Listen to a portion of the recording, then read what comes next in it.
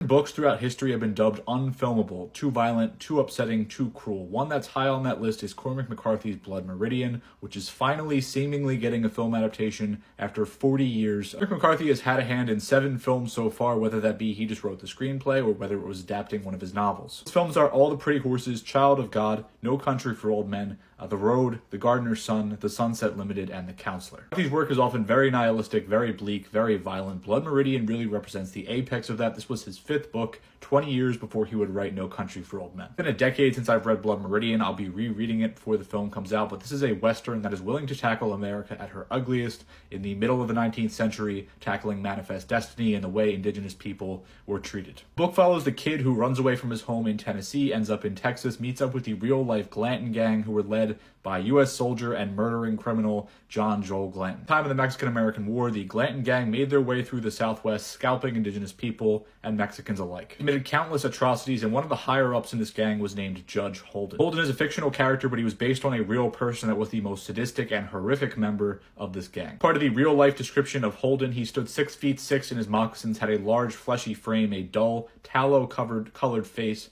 destitute of hair and all expression. But when his quarrel took place in bloodshed, his hog-like eyes would gleam with a sullen ferocity worthy of the countenance of a fiend. His desires were blood and women. The defining part was he was also allegedly insanely intelligent. Quote, Holden was by far the best educated man in northern Mexico. He conversed with all in their own language, spoke in several Indian lingos, and at a fandango would take the harp or guitar from the hands of musicians and charm all with his wonderful performance, acquainted with the nature of all strange plants, their botanical names, great in geology and mineralogy, etc. What McCarthy really does is almost turn him into an otherworldly or supernatural figure that truly is the embodiment of evil. Hulking albino form, he really was the personification of manifest destiny and the belief in American superiority. The book itself is very much a collection of assorted atrocities that is very, very difficult to get through. Holden himself is really viewed as one of the more iconic villains in literature. Whoever ends up getting this role is going to have a titanic task on their hands. It had to be someone very large and imposing. I'm curious to see who will get the nod here. Director John Hillcoat is allegedly scouting for locations. He's also the same guy who directed The Road. He directed Lawless and 999. He directed the shocking episode of Black Mirror Crocodile. He directed music videos for the likes of Nick Cave, Run the Jewels,